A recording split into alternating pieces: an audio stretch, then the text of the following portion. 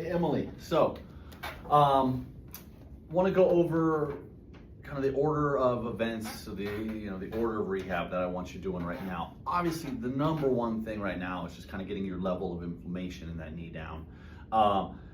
You can't ice enough. I would love to see short stints of icing, even if it's only 5 or 10 minutes, but several times a day, 4, 5, 6 times a day. I know that's tough to squeeze in, but it's just the level of swelling that you got going on right now is just really hindering that mobility. So, and again, if I had a preference on how you would ice, I know sometimes it's just hard just to get it done, but if we can be super picky, would love to have it with a little bit of elevation on your foot, or that could be up on an ottoman or another chair or something. The idea is we have some space under the knee, so then that ice can push you down to extension. We're trying to find gentle ways to get you back into extension. All right. It probably is not going to feel very gentle in the moment, but 5 minutes of some good pressure from the cryo cuff on that knee, that will get you straight. All right. And then again, you can go back to resting it like this in the interim, but make sure every so often you're getting it flat, and then that will just become more and more second nature. And one day you'll be able to get it back like this and you won't feel any pressure anymore. So we got to get that. Obviously Advil or naproxen.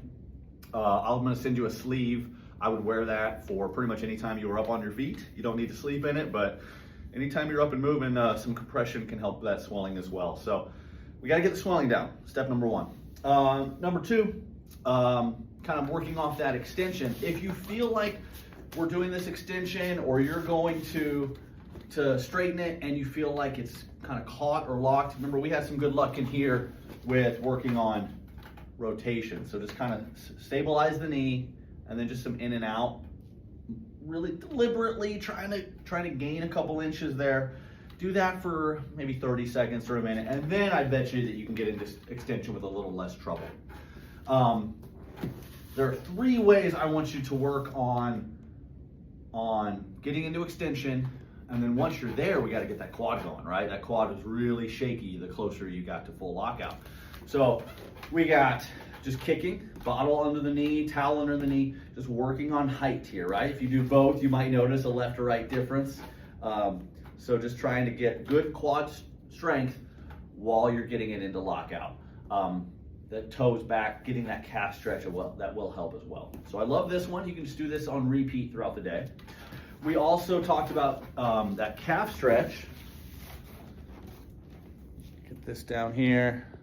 So get into a calf stretch. This can be up on anything. And then from here, working on lockout and lock it. Unlock, lock, unlock, lock. That way your quad's working in its scariest angle. I prefer the standing one just because it's going to carry over to walking that much more. But remember, we also talked about, getting maybe a belt or a towel, getting that calf stretch, and then from there doing some quad squeezes as well. That's a nice way it's an easier way to do it. Or you could do that while you're icing or while you're watching television or something like that. But then we got the standing one's good. Work on that lock, boom. And then the something I would like to see you adopt daily would be backwards treadmill. Maybe 3 minutes, maybe 5 minutes. Really slow pace. We were about half a mile an hour when we did it in here. And the idea is just backwards, smooth, dig your heel into the belt, and that will again kind of force you into extension.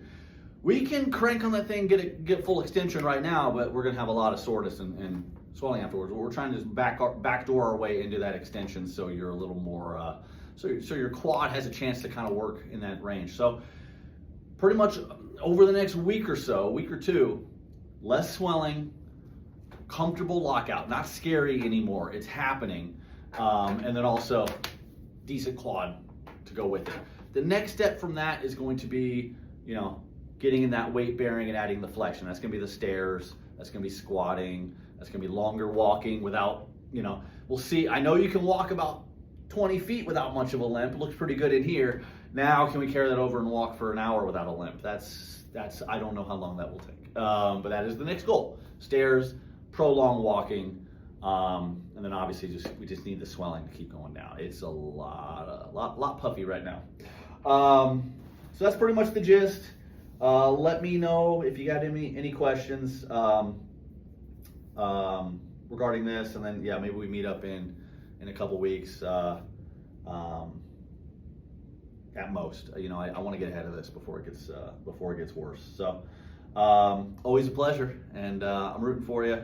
And if I don't see you beforehand, Merry Christmas. Take care, Emily. Bye.